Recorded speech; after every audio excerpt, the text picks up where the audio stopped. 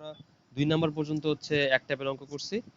এখন 3 নাম্বার থেকে একটু রিল্যাক্স হবে, কারণ হচ্ছে 3 নাম্বার থেকে সব ত্রিকোণমিতির সূত্র দিয়ে আমরা করব, ঠিক আছে? যেগুলো আমরা আগে ওই যে উদাহরণে করছি বা নরমালি আমরা যে অঙ্কগুলো করছি সেগুলোর মতোই। কিন্তু দেখো 3 এর 1 নাম্বারটা দেখো 1 প্লাস cos x, আমরা সরাসরি কি করতে পারি? সরাসরি 1 প্লাস cos 2x এর সূত্র ফলাইতে পারি। খালি তুমি কি করবা, x রে ভাঙায় কি লিখবা, 2 x বাই 2 লিখবা, যাতে 2a এর সূত্র পড়ে, ঠিক না? কারণ 1 plus cos 2a equals to কি, 2 cos স্কয়ার a। সো আমরা কি বলবো, 2 cos স্কয়ার x বাই 2। বুঝতে পারছো বিষয়টা? শেষ তো।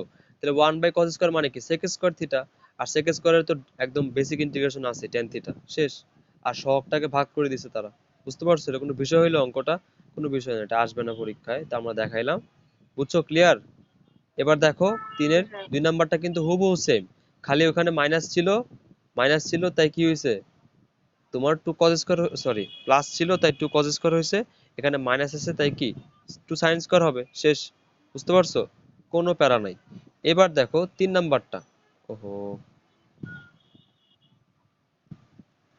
এবার দেখো তোমার 3 নাম্বারটাও কিন্তু সহজ। দেখো এখানে কি আছে, root over 1 minus cos 4x আছে। তো দেখো আমরা কিন্তু সরাসরি কি করতে পারি বলতো, এটাকে ভাঙায় লিখতে পারি cos 2 ইন্টু 2x, ঠিক না? 4x কে ভাঙায় কি লেখা যায়, 4x কে ভাঙায় 2 ইন্টু 2x লেখা যায়। ক্লিয়ার? তো 2 ইন্টু 2x লিখলে তাহলে কি হবে, এটা হবে 2 cos স্কয়ার 2x, কারণ এটা আমাদের হচ্ছে এখন x বা a। So 2 cos square a মানে cos স্কয়ার কত হবে, 2x হবে। কথা ক্লিয়ার? বোঝা গেছে? আচ্ছা, আরেকটা ভুল করছি আমি কি জানো, সেটা হচ্ছে যে এখানে কিন্তু প্লাস না, এখানে কি আছে, মাইনাস। তাহলে 1 minus cos 2x equals to কি, 2 sin স্কয়ার 2x, ঠিক না? কি হবে, 1 minus cos 2x equals to 2 sin square x। বুঝতে পারছো? তাহলে যেহেতু এখানে তোমার সাইন স্কয়ার আছে আর উপরে একটা কি আছে, উপরে একটা রুট ওভার আছে। সো রুট ওভার আর স্কয়ার কি হবে, কাটাকাটি যাবে, এবং কাটাকাটি গিয়ে আমার কি থাকবে, শুধু sin 2x থাকবে। এবং দেখো এই রুট টু তো কনস্ট্যান্ট, এটাকে বাইরে নিয়ে আসলাম। আর sin 2x তো আমাদের বেসিক ফাংশনই, ঠিক না? খালি সহগটাকে ভাগ করে দিলেই কিন্তু আমাদের অঙ্কটা হয়ে যায়। বুঝতে পারছো 3 নাম্বারটা? একদম হ্যাঁ ইজি না হ্যাঁ বলো? দেখছো কত রিল্যাক্স এখন। হ্যাঁ হ্যাঁ এবার দেখবে 4 নাম্বারটাও একদম ইজি, 4 নাম্বারটাও কঠিন না। কারণ হচ্ছে এই 4 নাম্বারের টাইপ আমার মনে হইতেছে যে আমি তোমাকে করাইছি একদম প্রথম অনুশীলনীতে, মনে আছে? যে এরকম রুট ওভার থাকলে, এরপর 1 প্লাস সাইন থিটা থাকলে কি করতে হয়, 1 প্লাস সাইন থিটা থাকলে, রুট ওভার থাকুক আর না থাকুক, 1 প্লাস সাইন থিটা থাকলে কি করতে হয় বলতো, 1 কে sine square theta plus cos square theta ভাঙাইতে হয়। আর সাইন থিটাকে কি করতে হয়, সাইন 2 ইনটু থিটা বাই 2 তে ভাঙায় নিয়ে 2 sin a cos a লিখতে হয়, ঠিক না? বুঝতে পারছো বিষয়টা? যাতে তোমার হোল স্কয়ারের সূত্র পড়ে, কি বলছি, যাতে তোমার হোল স্কয়ারের সূত্র আচ্ছা পড়ে। হ্যাঁ আচ্ছা, তাহলে এবার কি করব দেখো তো। হ্যাঁ, তাহলে দেখো তো এই যে সাইন থিটা মানে কি, সাইন থিটাকে আমি চাইলে কি করতে পারি, 2 ইনটু সাইন থিটা বাই 2 আকারে লিখতে পারি। আসলে এই যে 1 কে তুমি ভাঙাবা, যে একটা জিনিস খেয়াল রাখবা, 1 কে যদি তুমি ভাঙাবা এটা ডিপেন্ড করবে কার উপরে, এখানে যেটা আছে তার উপরে, ঠিক না? এখানে যদি তোমার সাইন 2 থিটা থাকতো, কি বলছি, এখানে যদি তোমার কি থাকতো, সাইন 2 থিটা থাকতো, তখন কি হইতো, সূত্র কি হইতো, 2 sin থিটা cos থিটা হইতো।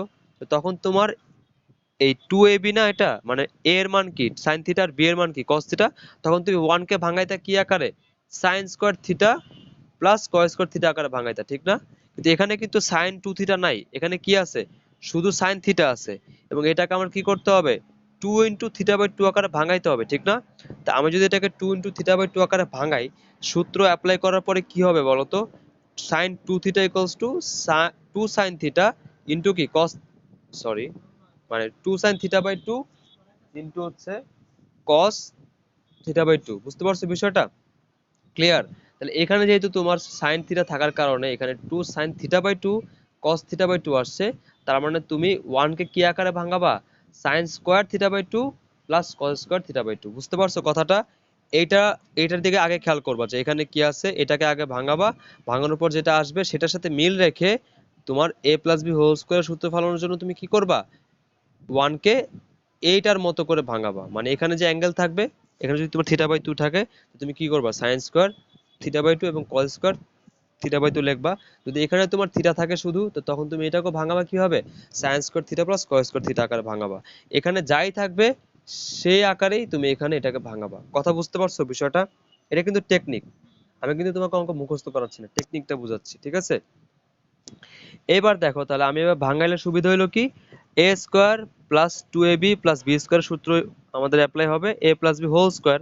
তাহলে হোল স্কোয়ার হলে সুবিধা কি, এই স্কোয়ার আর রুট কাটাকাটি যাবে এবং শুধুমাত্র কি থাকবে, sine theta by two plus cos theta by two থাকলো, আমার কোনো রুট থাকলো না এবং বেসিক ইন্টিগ্রেশন চলে আসলো, শেষ।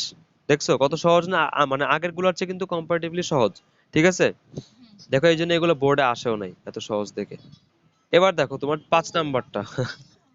হ্যাঁ, হ্যাঁ, সহজ সহজগুলো তো আসবে না, বুঝো নাই, এটাই তো নিয়ম। আবার তোমার সৃজনশীল যদি হয় তাহলে একটা খ এর মধ্যে সহজ দিবে, গ এর মধ্যে কঠিন দিবে, এরকম হয় আর কি, এরকমই হয় সাধারণত। এরপর দেখো তো 5 নাম্বারটা। হ্যাঁ বলো।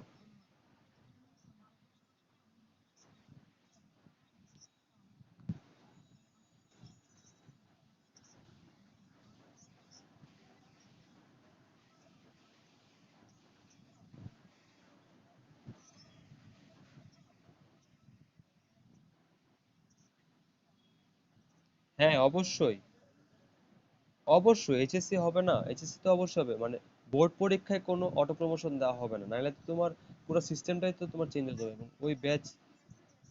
হ্যাঁ ওগুলার তো কোনো ভ্যালুই নাই, পিএসসি জেএসসি তো কোনো কাউন্টই করে না, এই যে এইচএসসি হবে, শিক্ষামন্ত্রী বলছে যে নেক্সট সোমবারের মধ্যে একদম সম্পূর্ণ রুটিন কি উপায় পরীক্ষা হবে কি পদ্ধতি আছে সব একদম ডিটেলসে দিয়ে দিবে। তাহলে দেখো, হ্যাঁ মানে রুটিন দেওয়ার, হ্যাঁ অবশ্যই, না না, শিক্ষামন্ত্রী যথেষ্ট যথেষ্ট বুদ্ধিমান এবং যথেষ্ট সে মানে, হ্যাঁ অনেক অনেক প্ল্যানিং করেছে, ঠিক আছে, সবকিছু বুঝে, ওই নাহিদের মতো না, আগের নাহিদের মতো না। আচ্ছা হ্যাঁ, এরকম আর কি, যাই হোক সমস্যা নাই তোমার। এখন ওএইচএসসি কিন্তু এখনো হয় নাই, তোমাদের কিন্তু আরো পরে হবে, চিন্তা নাই। কিন্তু এই জন্য যদি তুমি চিল করবা তাহলে হবে না, তোমার সুযোগ, তোমার করোনা, হ্যাঁ করোনা তোমাকে অনেক অনেক বড় একটা চান্স দিচ্ছে, ঠিক আছে, সহজ কথা। আচ্ছা, তো এবার দেখো 5 নাম্বার ম্যাথটা কিভাবে করতে হয়। 5 নাম্বার ম্যাথটা কিন্তু আমরা ওই যে যে টাইপ শিখছি টাইপের মধ্যে কিন্তু পড়ে যায়, দেখো এই যে cos to the power 4x আছে, আমরা এটাকে চাইলে কিভাবে ভাঙাইতে পারি, দেখছো এই যে এই 3 নাম্বারের কোনো ম্যাথে কিন্তু জেড ধরার কোনো ঝামেলাই নেই, কারণ এগুলাকে ত্রিকোণমিতির সূত্র অ্যাপ্লাই করে বেসিক তোমার ফাংশনে নিয়ে আসা যায়, ঠিক না।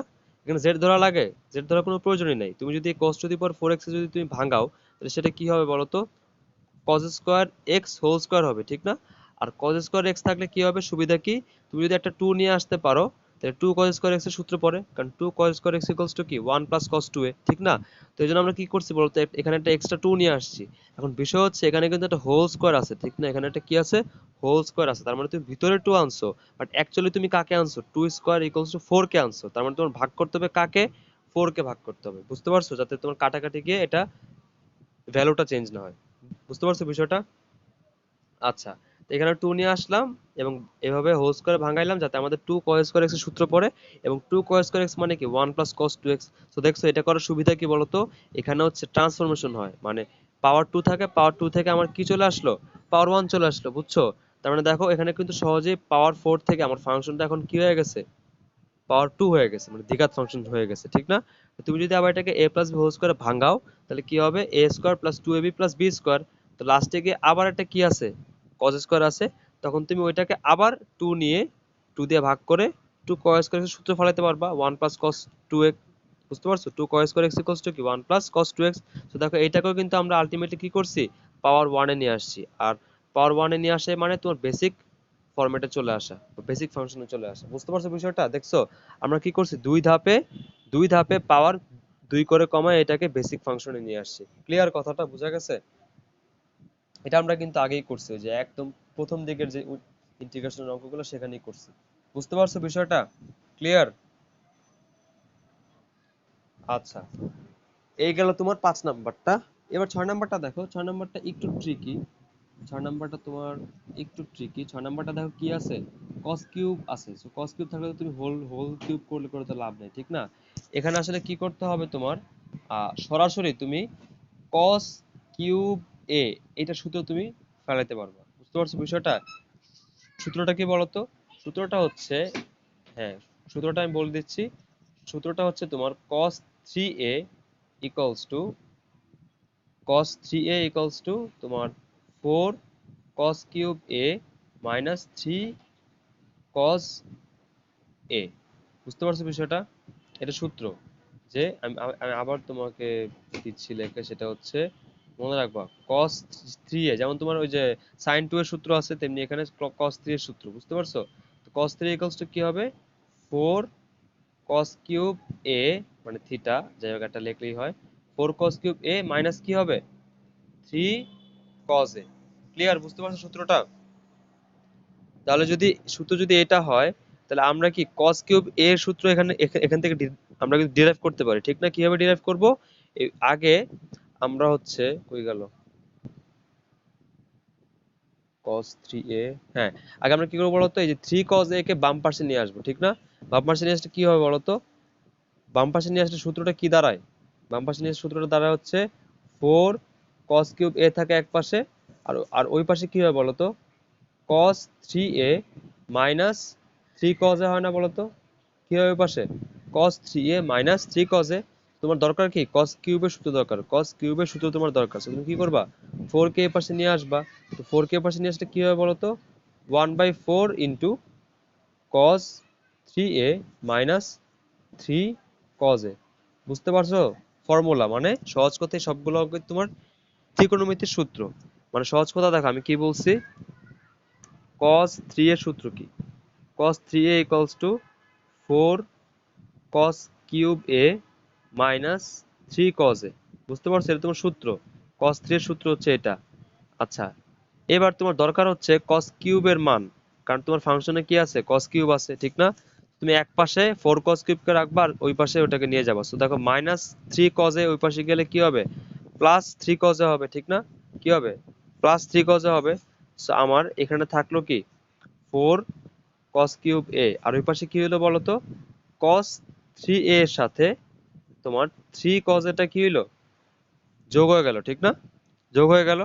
আর তোমার দরকার কি 4 cos কিউবে দরকার, সো তুমি কি করবা, 4 দিয়ে ডিভাইড করে দিবা। কি করবা, 4 দিয়ে ডিভাইড করে দিবা। সো ডিভাইড করলে কি হবে, 1/4 into cos 3a plus 3 cos a। সূত্র বুঝতে পারছো? তুমি কি করতে পারবা, সরাসরি cos কিউবের জায়গায় এটা বসাই দিতে পারবা। বুঝতে পারছো বিষয়টা? তো দেখো আমাদের কিন্তু কিউব ছিল, কি ছিল, কিউব ছিল। আর তুমি সূত্র অ্যাপ্লাই করার পরে এই সূত্রে কোনো কিউব বা স্কোয়ার আছে, এটা কিন্তু তোমার পাওয়ার 1 হয়ে গেছে, ঠিক না? তো সরাসরি কি হইলো বলো তো, সরাসরি cos কিউব থেকে এখানে ট্রান্সফরমেশন হয়ে গেল বেসিক ফাংশনে। বুঝতে পারছো বিষয়টা? ক্লিয়ার? সহজ কথা সূত্র অ্যাপ্লাই হয়েছে দেখো, এই যে 1/4, খেয়াল করো কি হয়েছে এখানে, সূত্র অ্যাপ্লাই হয়েছে cos কিউব a, এখানে a এর জায়গায় কি আছে, এখানে a এর জায়গায় আছে তোমার থিটা।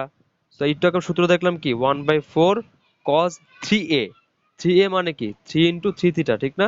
ইকুয়ালস টু কত, 9 থিটা হবে। বুঝতে পারছো? সেই জন্য কি হইলো বলতো, 1/4 cos 9 থিটা হইলো।